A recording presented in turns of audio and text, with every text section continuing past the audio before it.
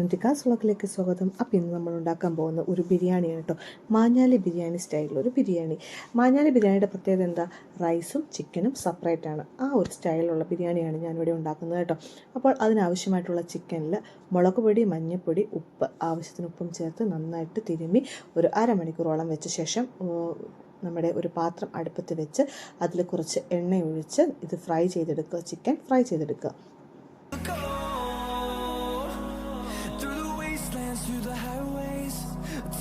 Chicken നന്നായിട്ട് fry ചെയ്ത് ആവശ്യത്തിന് അതിനൊരു മൂപ്പെത്തുമ്പോൾ നമ്മളെടുത്ത് മാറ്റി വയ്ക്കുക. ഇനി നമുക്ക് ആവശ്യം, നമ്മൾ ഈ ചിക്കൻ്റെ ആ ഒരു ഓയിലിൽ തന്നെയാണ് നമ്മൾ ബാക്കി പരിപാടിയൊക്കെ ചെയ്യുന്നത്. ആ എണ്ണ വേസ്റ്റ് ചെയ്യേണ്ട കാര്യമില്ല. അതിൽ ആവശ്യത്തിന് മസാലയും കാര്യങ്ങളൊക്കെ ഉണ്ട്. അപ്പോൾ നമ്മൾ ആ ഓയിലിലേക്ക് തന്നെ സവോള ചെറുതാക്കി വെച്ചിരിക്കുന്നത് നമ്മൾ അതിലേക്ക് അരിഞ്ഞ് ആവശ്യത്തിനുള്ള, നിങ്ങൾ എടുക്കുന്ന ചിക്കൻ എത്രയാണോ അതിനാവശ്യമായിട്ടുള്ള സവോള എടുക്കുക. ഇവിടെ 1.5 കിലോയോളം ചിക്കനുണ്ട്. അതിനാവശ്യമായിട്ടുള്ള ഒരു 4-5 ഒരു മുഴുത്ത സവോളയാണ് എടുത്തിരിക്കുന്നത്. അതരിഞ്ഞ് നമ്മൾ ചെറുതായിട്ട് നന്നായിട്ട് ആ ഓയിലിൽ തന്നെ വഴറ്റുക. അതിലേക്ക് ഇഞ്ചിയും വെളുത്തുള്ളിയും നന്നായിട്ട് ചേർത്ത് കൊടുക്കുക. ഇതിലേക്ക് പച്ചമുളകിൻ്റെ ആവശ്യമില്ല, കാരണം ചിക്കൻ്റെ ഗ്രേവി എല്ലാം കൂടി വരുമ്പോൾ നല്ല എരിവുണ്ടാകും. പച്ചമുളക്, എരിയില്ലാത്ത പച്ചമുളക് ഉണ്ടെങ്കിൽ അത് ചേർക്കാം. ഞാനിവിടെ പച്ചമുളക് ചേർക്കുന്നില്ല. അപ്പോൾ ആവശ്യത്തിന് നന്നായിട്ട് വഴന്ന് വരുന്നവരെ അത് കൈവിടാതെ ഇളക്കി കൊടുക്കുക. ഇതിലേക്ക് തക്കാളി, അരിഞ്ഞു വെച്ചിരിക്കുന്ന തക്കാളിയും കൂടെ ചേർത്ത് കൊടുത്ത് നന്നായിട്ട് ഈ മസാല ഒന്ന് വഴറ്റിയെടുക്കുക.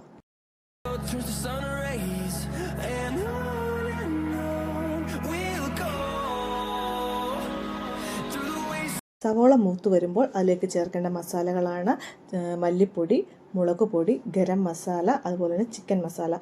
ഇത്രയും ചേർത്ത് അത് നന്നായിട്ട് ഗ്രേവി ഒന്നും കൂടെ ഇളക്കി കൊടുക്കുക. നല്ല മൂപ്പെത്തുന്നോടം വരെ ഈ മസാലകൾ നന്നായിട്ട് ഇളക്കി കൊടുക്കണം.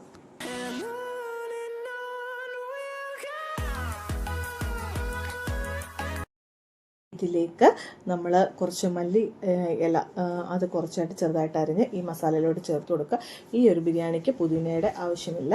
അപ്പോൾ അതിലേക്ക് നമ്മൾ ചേർത്ത് കൊടുത്ത് നന്നായിട്ട് ഇളക്കി കൊടുക്കുക. ഇനി ആവശ്യത്തിനുള്ള ഉപ്പും കൂടെ ചേർത്ത് ആ ഗ്രേവി നന്നായിട്ടൊന്ന് ഇളക്കി കൊടുക്കുക. ഇനി ഇതിലേക്ക് നമുക്ക് കുറച്ച് വെള്ളമാണ് ചേർത്ത് കൊടുക്കേണ്ടത്. ഈ മസാല വെന്ത് വരുന്നതിന്, അതായത് നമ്മുടെ ഇറച്ചിയും കൂടി ഇട്ട് വെന്ത് വരുന്നതിന് ആവശ്യമായിട്ടുള്ള വെള്ളം ചേർത്ത് കൊടുക്കുക.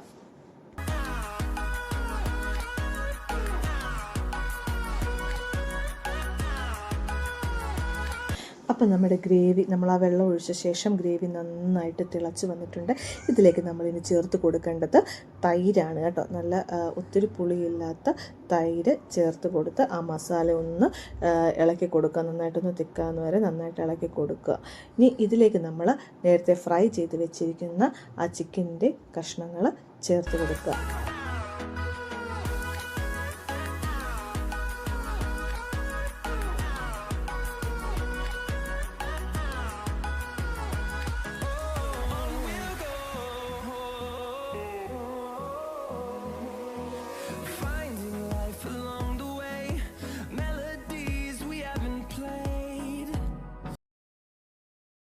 അപ്പോൾ ചിക്കൻ നന്നായിട്ട് തിളച്ചൊക്കെ വരുന്നുണ്ട്. ഇനി അത് തിളയ്ക്കുന്ന സമയത്ത് നമ്മൾ കുറച്ച് ഗരം മസാല, പെരുംജീരകവും അതുപോലെ തന്നെ ഏലക്കായും എല്ലാം കൂടെ ചേർത്ത് പൊടിച്ച ഗരം മസാലയാണ്. ആ ഗരം മസാല പൊടി അതിൻ്റെ മുകളിലൊന്ന് തൂകി നന്നായിട്ട് ഇളക്കി അത് വേകുന്നോടം വരെ ഒന്ന് വെക്കുക. ആ സമയത്ത് നമുക്കിനി ബിരിയാണി തയ്യാറാക്കാം.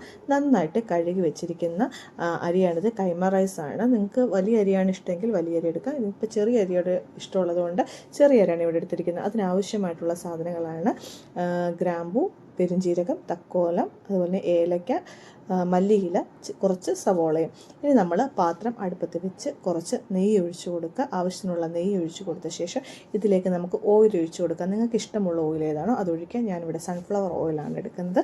സൺഫ്ലവർ ഓയിലും ഒഴിച്ചു കൊടുത്തു. ഇനി നമുക്ക് ഇതിലേക്ക് നമ്മൾ എടുത്ത് വെച്ചിരിക്കുന്ന ആ ഒരു മസാലക്കൂട്ടുണ്ടല്ലോ, ഏലക്ക, പട്ട, ഗ്രാമ്പു, തക്കോലം, അതെല്ലാം കൂടെ ഇട്ട് കൊടുക്കുക. ഇനി ഇതിലേക്ക് നമുക്ക് കുറച്ച് പെരുംജീരകവും കൂടെ ഇട്ട് കൊടുക്കാം. എന്നിട്ട് നന്നായിട്ട് മൂപ്പിച്ച ശേഷം അതിലേക്ക് നമ്മൾ അരിഞ്ഞു വെച്ചിരിക്കുന്ന സവോള ഉണ്ടല്ലോ, കുറച്ച് സവോളയും കൂടെ, ഒരു പിടി സവോള അതും കൂടെ ചേർത്ത് കൊടുക്കുക. ഇനി നമുക്കിതിലേക്ക് ആവശ്യത്തിനുള്ള കുറച്ച് മല്ലിയിലയും കൂടെ വേണം. ഇനി മല്ലിയിലയും കൂടെ ചേർത്ത് കൊടുക്കുക. ഇനി നന്നായിട്ട് ഇളക്കി യോജിപ്പിക്കുക, നന്നായിട്ട് ഇളക്കുക. ഇളക്കിയ ശേഷം നമുക്കിതിലേക്ക് ഇനി വെള്ളം ഒഴിക്കണം. ബിരിയാണി വേകുന്നതിന് ആവശ്യമായിട്ടുള്ള വെള്ളം ഒഴിക്കുക. നമ്മൾ ഇവിടെ 2 ഗ്ലാസ് അരിയാണ് എടുത്തത്, അതായത് ഒരു കപ്പ് 2 കപ്പ് അരിയാണ് ഞാൻ എടുത്തിരിക്കുന്നത്. ആ 2 കപ്പിന് 1 കപ്പിന് 1.5 ഗ്ലാസ് അളവിലാണ് വെള്ളം എടുക്കേണ്ടത്. അപ്പോൾ ഞാനിവിടെ 3 കപ്പ് വെള്ളം ഒഴിച്ചിട്ടുണ്ട്. ഇനി വെള്ളം ഒഴിച്ച ശേഷം ആവശ്യത്തിന് ഉപ്പും കൂടെ ചേർത്ത് കൊടുക്കുക. ഇതിലേക്ക് കുറച്ച് പൈനാപ്പിൾ എസൻസും കൂടെ ഞാൻ ചേർക്കുന്നുണ്ട്, ഒരു ടേസ്റ്റിന് വേണ്ടിയിട്ടാണ്. ആവശ്യമുള്ളവർക്ക് അതും ചേർത്ത് കൊടുക്കാം. ഇനി നന്നായിട്ട് വെള്ളം തിളച്ച് വരട്ടെ. വെള്ളം തിളച്ച് വരുമ്പോഴേക്കും നമ്മൾ കഴുകി വെള്ളം വാർന്ന് വെച്ചിരുന്ന ആ റൈസ് ഇതിലേക്ക് ഇട്ട് കൊടുക്കുക, അരി ഇതിലേക്ക് ഇട്ട് കൊടുത്ത് അതിന് ആവശ്യമുള്ള വെള്ളം ഉണ്ടെന്ന് ഉറപ്പ് വരുത്തുക. ശേഷം നമുക്കത് മൂടി വെച്ച് നന്നായിട്ട് തിളവന്ന് അതൊന്ന് വെന്ത് വരട്ടെ.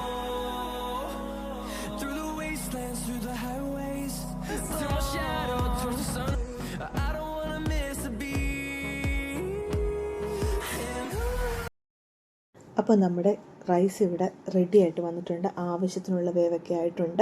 ഇനി നമുക്കതിലേക്ക് അലങ്കരിക്കുന്നതിന് ആവശ്യമായ സവോള ചെറുതായിട്ട് ഗോൾഡൻ കളറാവുന്നവരെ വറുത്തതും, അതുപോലെ തന്നെ അണ്ടിപ്പരിപ്പ്, മുന്തിരി, പിന്നെ ഞാൻ കുറച്ച് കറിവേപ്പില ഫ്രൈ ചെയ്തെടുത്തിട്ടുണ്ടോ. ഈ കറിവേപ്പില ഇട്ട് ഇതിൻ്റെ മേളിലിടുമ്പോൾ ഒരു പ്രത്യേക സ്വാദാട്ടോ. ഞാൻ ഒരു പ്രാവശ്യം കഴിച്ചപ്പോഴേക്കും ഇതുപോലെ കറിവേപ്പില ഫ്രൈ ചെയ്ത് നമുക്ക് കൊണ്ടുതന്നു. അന്നത്തെ ആ ഒരു ടേസ്റ്റ് എനിക്ക് ഓർമ്മയുള്ളതുകൊണ്ട് ഞാൻ എപ്പോൾ ബിരിയാണി ഉണ്ടാക്കിയാലും ഇതുപോലെ കുറച്ച് കറിവേപ്പില ഫ്രൈ ചെയ്തിടാറുണ്ട് കേട്ടോ. പിന്നെ ആവശ്യത്തിന് ഫുഡ് കളർ വേണം എന്നുള്ളവർ മാത്രം ഫുഡ് കളറും ചേർത്ത് നമുക്കൊരു കാണുമ്പോൾ ഒരു ഭംഗിക്ക് വേണ്ടിയിട്ട് ഫുഡ് കളറും ചേർത്ത് കൊടുത്ത് നമ്മളത് വെച്ചു. അപ്പോൾ നമ്മുടെ സ്വാദിഷ്ടമായ ബിരിയാണി ഇവിടെ റെഡി ആയിട്ടുണ്ട് കേട്ടോ. ഇത് ഒരുപാട് നേരം ദം ചെയ്ത് വെക്കേണ്ട ആവശ്യമൊന്നുമില്ല.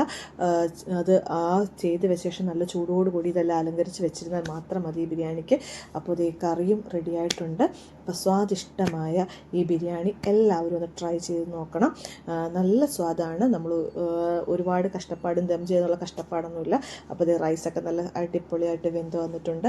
ഒരുപാട് വെന്ത് കുഴഞ്ഞിട്ടൊന്നുമില്ല, പാകത്തിനുള്ള വേവാണ് കേട്ടോ. അപ്പോൾ എല്ലാവർക്കും ഈ വീഡിയോ ഇഷ്ടമായെങ്കിൽ ഇത് സബ്സ്ക്രൈബ് ചെയ്യുക, ലൈക്ക് ചെയ്യുക, അതുപോലെ തന്നെ കമൻറ്റും ചെയ്യുക. നിങ്ങളെല്ലാവരും ഈ ഫുഡ് ട്രൈ ചെയ്ത് നോക്കുക. സ്വാദിഷ്ടമായിട്ടുള്ള ബിരിയാണി എല്ലാവരും ഉണ്ടാക്കി നോക്കണേ. അപ്പോൾ കൊച്ചു വീഡിയോ ആയിട്ട് നമുക്ക് വീണ്ടും കാണാം. Bye bye.